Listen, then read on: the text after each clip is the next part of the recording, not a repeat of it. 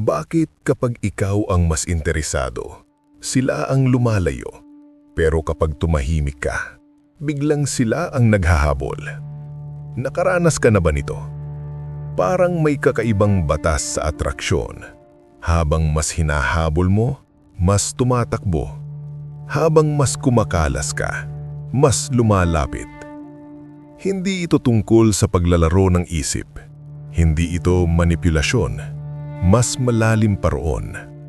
Sa pananaw ng Stoicism, may kinalaman ito sa value, self-control, at kung paano mo pinapakita ang iyong sarili sa mundo. Kapag hindi ka madaling maabot, hindi dahil nagpapanggap ka, kundi dahil buo ka na kahit wala sila. At iyon ang tunay na nagiging dahilan kung bakit sila naghahabol. May natural na instinct ang tao na pahalagahan ang bagay na hindi madaling makuha. Kapag masyado kang available, masyado kang eager, masyado mong ipinapakita na kailangan mo sila, nawawala ang challenge, nawawala ang sense of mystery, at sa totoo lang, nawawala ang respeto. Sa Stoic mindset, hindi mo hinahabol ang hindi mo kontrolado. Sabi nga ni Epictetus, may mga bagay na nasa kontrol mo at may mga bagay na wala. Ang damdamin ng ibang tao, hindi mo kontrolado. Ang tingin nila sa'yo, hindi mo kontrolado. Pero ang kilos mo, ang dignidad mo, ang oras mo, iyon ang hawak mo. Kapag hindi mo pinapansin ng isang tao dahil busy ka sa sariling growth, hindi dahil gusto mo silang pagselosin, kundi dahil may mas mahalaga kang inuuna, biglang nag-iiba ang dynamics. Nakikita nila na hindi umiikot ang mundo mo sa kanila. Nakikita nila na hindi ka desperado. At ang taong hindi desperado, mataas ang value. Ang problema kasi, karamihan ng lalaki ngayon, takot mawalan, takot maiwan.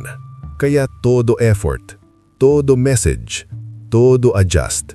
Sa umpisa, okay lang. Pero kapag sobra, nagmumukhang ikaw ang mas invested. At kapag malinaw na ikaw ang mas nangangailangan, nababawasan ang attraction. Tignan mo si Marcus Aurelius, isang emperador, pero hindi siya kumapit sa validation ng iba. Tahimik, kalmado, kontrolado ang emosyon. Hindi siya naghahabol ng approval.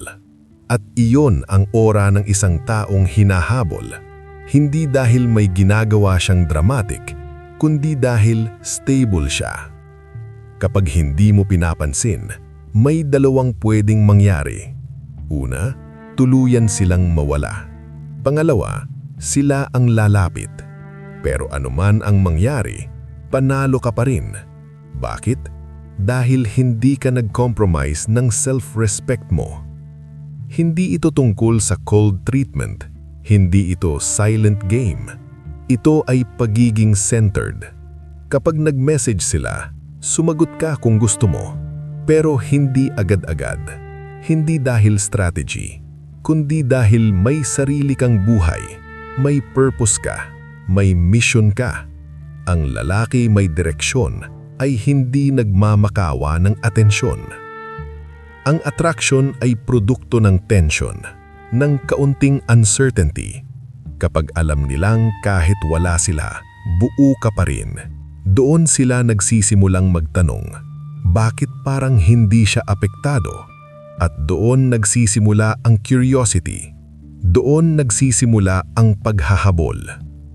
Sa huli, ang hindi pagpansin ay hindi teknik.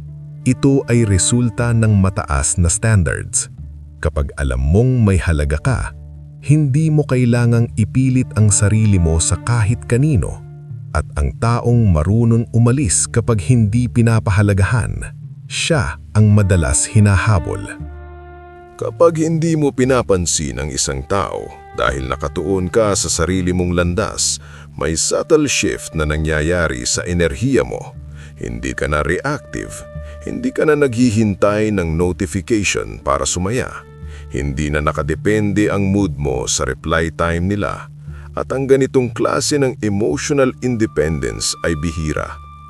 Ang totoo, maraming relasyon ang nagsisimula sa imbalance. Isa ang mas interesado, isa ang mas invested, at kadalasan ang mas invested ang mas nasasaktan. Bakit? Dahil kapag ibinigay mo agad ang buong atensyon mo, wala nang kailangang pagtrabahuan ng kabilang side, wala nang anticipation, wala nang space para mamiss ka. Ang stoic approach ay simple pero hindi mahirap gawin. Detach from the outcome. Gawin mo ang tama pero huwag mong itali ang sarili mong halaga sa magiging resulta. Kung magustuhan ka nila, okay. Kung hindi, okay pa rin. Hindi ito kayabangan, ito ay self-sufficiency. Isipin mo ito, kapag alam ng isang tao na anytime na tawagin ka niya ay nandyan ka agad, anong dahilan niya para mas paghirapan ka? Pero kapag alam niyang may sarili kang mundo, may schedule ka, may priorities ka, napipilitan siyang umakyat sa level mo kung gusto kanyang makuha. At dito pumapasok ang konsepto ng scarcity. Hindi ka common, hindi ka laging available, hindi ka madaling basahin, hindi dahil nagtatago ka, kundi dahil hindi mo ibinubuhos ang buong sarili mo sa taong hindi pa naman sigurado sa iyo.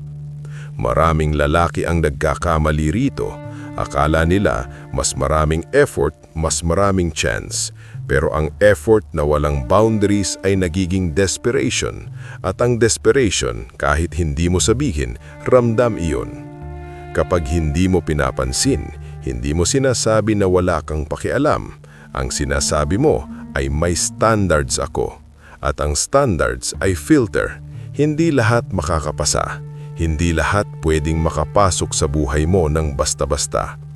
Minsan, kapag tumahimik ka, doon mo rin makikita ang totoo. Kung talagang interesado sila, gagawa sila ng paraan, mag-i-initiate sila, magtatanong sila kung okay ka lang. Pero kung wala kang marinig, ibig sabihin, ikaw lang talaga ang may gusto.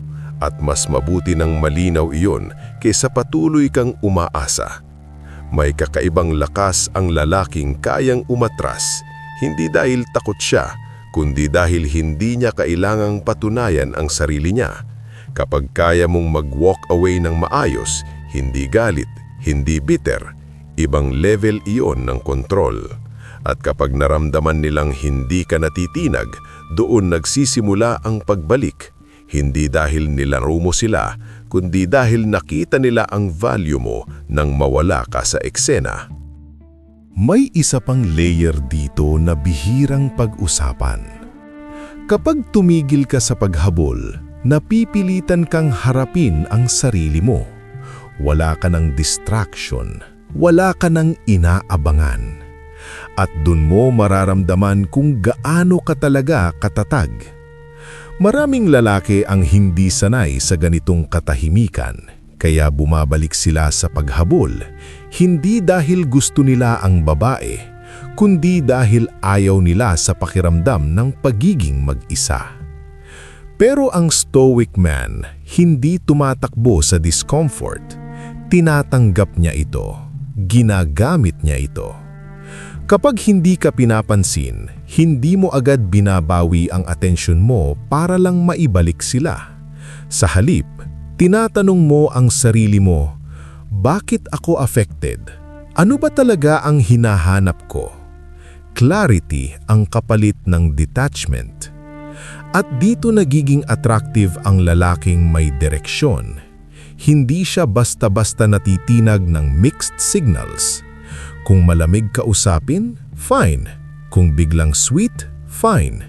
Hindi nagbabago ang center niya dahil ang focus niya hindi sa validation, kundi sa purpose. Isipin mo ang isang lalaking may mission, may goals sa katawan niya, sa career niya, sa spiritual life niya. Kapag ganito ang buhay mo, hindi ka naghihintay ng reply para maramdamang may value ka. May ginagawa ka, may tinatayo ka. At kapag naramdaman ng iba na puno ang oras mo, Hindi dahil busy-bisihan, kundi dahil seryoso ka sa growth mo, nagiging limited ang access sa'yo. Ang limitadong access, mataas ang presyo. Hindi mo kailangang mag-post ng quotes araw-araw. Hindi mo kailangang mag-flex. Ang tunay na kompidensya, tahimik. Makikita iyon sa pacing mo, sa paraan ng pag-reply mo, sa hindi mo pag-over-explain ng sarili mo. Kapag may gusto ka, diretsahan. Kapag wala, hindi mo pinapahaba. May mga pagkakataon na babalik sila. Biglang magpaparamdam, biglang mag-aaya. At dito nasusubok ang disiplina mo. Dahil madali kang bumalik sa dating pattern, yung ikaw na naman ang mas invested. Pero kung talagang natuto ka, hindi ka na babalik sa parehong posisyon. Hindi ka na muling magiging option. Ang hindi pagpansin ay hindi permanenteng paglayo. Ito ay reminder sa sarili mo na ang oras at emosyon mo ay may halaga. At ang taong hindi marunong mag-appreciate nito, hindi dapat binibigyan ng unlimited access. Sa totoo lang, ang pinaka-attractive na lalaki ay hindi yung pinakagwapo o pinakamaraming pera. Kadalasan, siya yung may kontrol sa sarili, yung hindi reactive, yung kayang tumingin sa sitwasyon at sabihing, kung para sa akin, lalapit. Kung hindi, may mas bagay. At kapag dumating ka sa puntong yon, mapapansin mong hindi mo na iniisip kung sino ang hahabol. Mas iniisip mo kung sino ang deserving sumabay sa pace mo. Doon nagsisimula ang tunay na power.